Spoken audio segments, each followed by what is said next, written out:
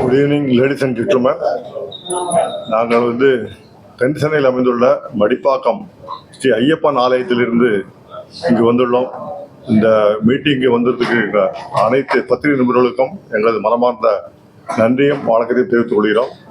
வருகின்ற 11/4/2025 வெள்ளிக்கிழமை காலை 8:30 மணியிலிருந்து 10 மணிக்குள்ளாக நமது ஸ்ரீ மடிப்பாக்கம் ஐயப்பன் ஆலயத்தின் புனருத்தாரண அஷ்டபந்தன மகா கும்பாபிஷேகம் இனிதே நடைபெற உள்ளது. நீங்கள் பத்திரிகை நண்பர்கள் அனைவரும் தவறாமல் வந்திருந்து கலந்து கொண்டு இந்த வைபவத்தினை கவர் செய்து வெளி உலகத்துக்கு தெரியப்படுத்துமாறு கேட்டுக்கொள்கிறோம். இந்த மடிப்பாக்கம் ஐயப்பன் ஆலயமானது 1978ஆம் ஆண்டு முதல் கட்டப்பட்டு மகா கும்பாபிஷேகம் நடைபெற்றது. அதன் பின்னர் சுமார் 50 ஆண்டுகளுக்கு பிறகு அந்த ஆலயம் முற்றிலுமாக புதுப்பிக்கப்பட்டு கேரளா தாந்திரிக முறைப்படி நடத்துகின்ற ஒரு ஆலயம். அந்த அமைப்பும் கூட திருச்சூர், கேரளாவில் உள்ள திருச்சூர் வடக்குநாதர் கோயில் ஆலயத்துடைய முகப்பு தோட்டம் போல அமைக்கப்பட்டு மிகவும் சிறப்பாக உள்ளது. நமது தமிழ்நாட்டில் இந்த மாதிரி கோயில் அமைப்பது தான் முதல் தடவை என்பதை பெருமையோடு தெரிவித்துக் கொள்கிறோம். இந்த ஆலயத்தினுள்ளே அமைந்திருக்கும் 18 திருப்படிகளில் பக்தர்கள் விரதம் இருந்து இருமுடி ஏந்தி அந்த குறிப்பிட்ட நாட்களில் மட்டும் மேலே சென்று ஐயப்பனை தரிசித்து அபிஷேகம் செய்து ஐயனுடைய அருளை பெறலாம். சபரிமலை செல்ல முடியாத ஐயப்ப பக்தர்கள் எல்லாரும் ஆண்டுதோறும் இந்த ஆலயத்துக்கு வந்திருந்து அந்த வழிபாடுகளை நடத்துகிறார்கள். இந்த ஆலயமானது முற்றிலும் கேரள தாந்திரிக முறைப்படி அந்த நம்பூதிரிமார்களால் நிர்வகிக்கப்படுகிறது. பூஜை முறைகள் ஆண்டுதோறும் இங்கு சிறப்பாக அன்னதானம் நடைபெற்று வருகிறது. கார்த்திகை மாதம் 1ஆம் தேதி சுமார் 4000 - 5000 பக்தர்கள் வரை வந்திருந்து மாலை அணிந்து விரதம் இருந்து அங்கேயே இருமுடி கட்டி கொண்டு சபரிமலை செல்கிறார்கள். சபரிமலை செய்ய முடியாத சில வயதான அன்பர்களும் மற்றும் மாற்றுத்திறனாளிகளும் நமது ஆலயத்திலேயே அந்த படி ஏறி ஐயனை தரிசிக்கிறார்கள். இந்த வைபவத்திற்கு, இந்த மகா கும்பாபிஷேகத்திற்கு நீங்கள் அனைவரும் வந்திருந்து பக்தர்களுக்கு இந்த தகவலை தெரிவித்து பெருந்திரளான பக்தர்கள் வருமாறு அழைப்பு விடும்படி கேட்டுக்கொள்கிறோம். சுவாமியே சரணம் ஐயப்பன். சார் சொன்ன லேடிஸ் அண்ட் ஜென்டில்மேன், 1978 சபரிமலையில் தந்திரி, அதாவது இந்த ஃபேமிலியாக சபரிமலைக்கு பூஜை பண்ணுற அவங்களுக்கு பேர் சபரிமலையோட தாழ்மன் மடம், செங்கனூரில் இருக்கிற தாழ்மன் மடம், அந்த ஃபேமிலியில் தான் சபரிமலையில் இருக்கிற ஐயப்பனுக்கு பூஜை பண்ணுன்னு சொல்லிட்டு பரசுராம மகர்ஷியால் அமைக்கப்பட்ட அவங்களுக்கு பொறுப்பு கொடுக்கப்பட்டது. ஸோ அந்த ஃபேமிலியை சார்ந்த தந்திரிமார்கள் தான் சபரிமலையில் பிரதிஷ்டை பண்ணுற வழக்கம். 1950s சபரிமலையில் ஃபயர் ஆக்சிடென்ட் நடந்ததுக்கப்புறம் பிரதிஷ்டை பண்ணும்போது தாழ்மன் பிரம்மஸ்ரீ சங்கரன் நம்பூதிரி பிரதிஷ்டை பண்ணார் 1950s. அவரோட ஃபர்ஸ்ட் சன் தாழ்மன் மடம் நீலகண்ட தந்திரி தான் 1978 மடிப்பாக்கம் ஐயப்பன் கோயிலோட பிரதிஷ்டை பண்ணவர். இப்போ இந்த 2025 47 வருஷங்கள் கழிச்சு 2025 பிரதிஷ்டை பண்ண போகிறது அந்த நீலகண்ட தந்திரியோட தம்பியோட பையனும் பேரனும்.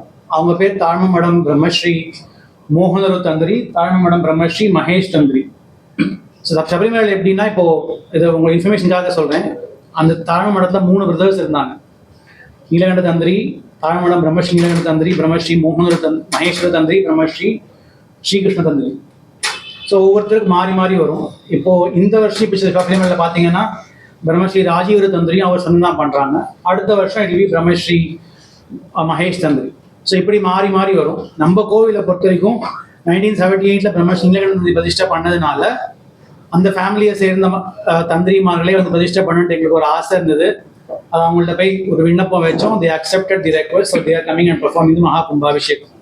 ஒரு 9 day உற்சவம். சபரிமலையில் எப்படி பிரதிஷ்டா கும்பாபிஷேகம் நடக்குமோ, புனருத்தாரண பிரதிஷ்டா கும்பாபிஷேகம் நடக்குமோ, அந்த மாதிரி 9 day உற்சவம் ஃபெஸ்டிவல் 6th April அன்னைக்கு ஆரம்பித்து 14th வரைக்கும் இந்த ஃபங்க்ஷன்ஸ் நடக்கும். ஒவ்வொரு நாள் ஒவ்வொரு வேறு விதமான பூஜைகள் கிரியைகள்லாம் உண்டு.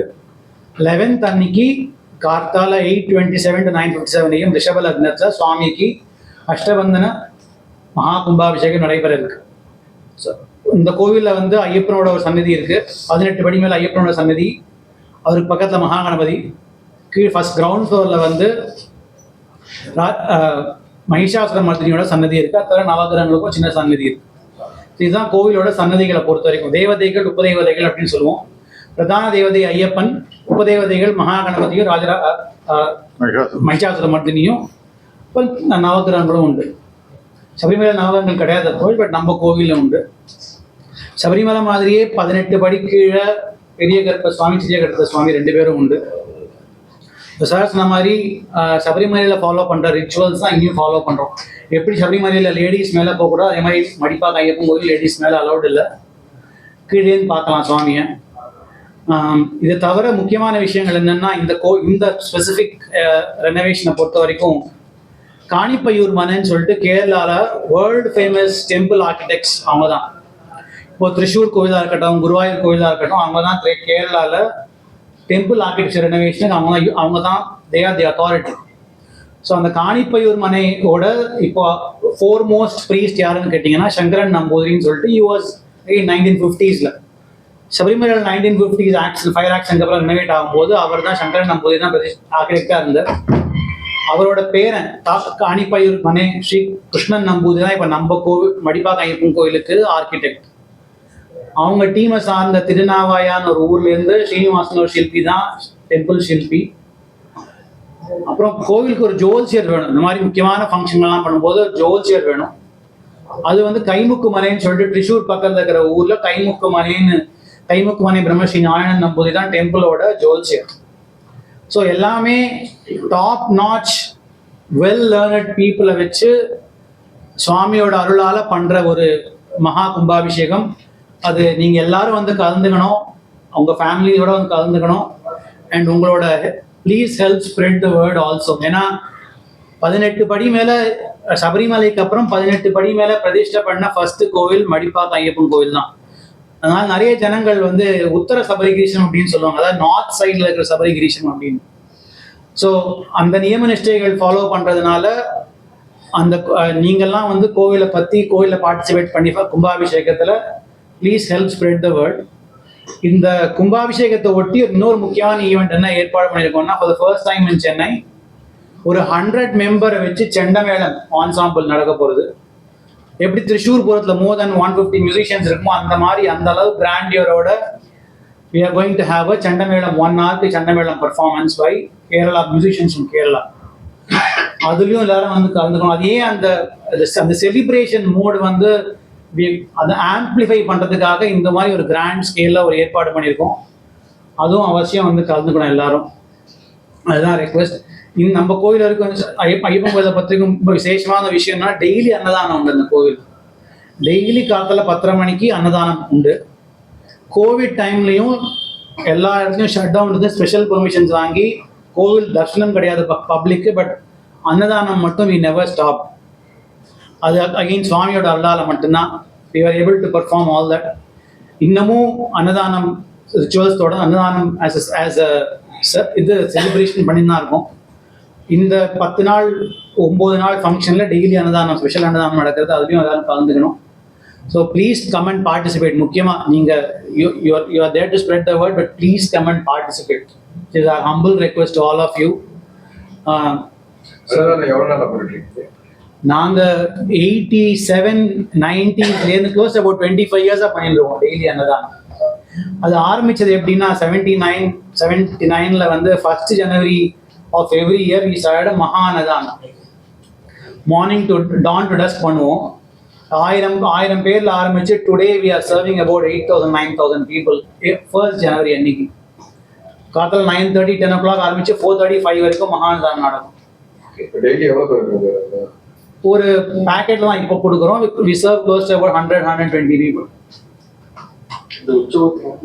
உற்சவத்தில் வந்து காத்தால ஒரு சின்ன அன்னதானம் உண்டு, சாயங்காலமும் பிரசாதம் உண்டு, மத்தியானமும் ஸ்பெஷல் அன்னதானம். பிஃபோர் அந்த கொஸ்டினுக்கு முன்னாடி இந்த கோவிலை சார்ந்து இன்னொரு பக்கத்து காம்பவுண்டில் 2014 பிரதிஷ்டை பண்ண ஒரு குருவாயூரப்பன் கோயிலும் இருக்கு. அது எப்போ ஏன் அதை பிரதிஷ்டை பண்ணோம்னா 2012 ஒரு தேவப்பிரஷ்டம் வச்சு பார்த்தபோது ஒரு விஷ்ணு சாநித்தியம் இங்கே இருக்கணும் அப்படின்னு சொல்லிட்டு ஒரு உத்தரவு வந்தது. அதோட தொடர்ச்சியாக ஒரு குருவாயூரப்பனை பிரதிஷ்டை பண்ணி அங்கேயும் உபதேவதைகள்லாம் வச்சு அதுக்கு தனி உற்சவம், தனி தந்திரிக் ஃபேமிலி, தனி பூஜா, எல்லாமே தனி. But it comes under the purview of the same organisation. உங்க question. சிறப்பு விருந்தினர். சிறப்பு விருந்தினர் இந்த கும்பாபிஷேகம் பொறுத்த வரைக்கும் இந்த ரிச்சுவலிஸ்டிக் ஃபங்க்ஷன்ங்கிறதுனால வி ஆர் நாட் ஹேவிங் இந்த மகேஷ் அந்த தந்திரி தான் ஸ்பெஷல். சபரிமலையில பிரதிஷ்டை பண்ற தந்திரி வந்து பண்றதுனால அவர் தான் ஸ்பெஷல். அவர் கையாலேயே சுவாமிக்கு பிரதிஷ்டை பண்றதுங்கிறது யூஸ்வலா காண கிடைக்காத ஒரு காட்சி. சபரிமலையில யாரும் போய் பார்க்க முடியாது. அந்த தந்திரியால பிரதிஷ்டை 18 படி மேல சுவாமியோட பிரதிஷ்டை அவ்வளவு கோலாகலமா இருக்கிறது வந்து ஒரு காண கிடைக்காத காட்சி. அவர் தான் அங்க சீஃப் கெஸ்ட். சபரிமலை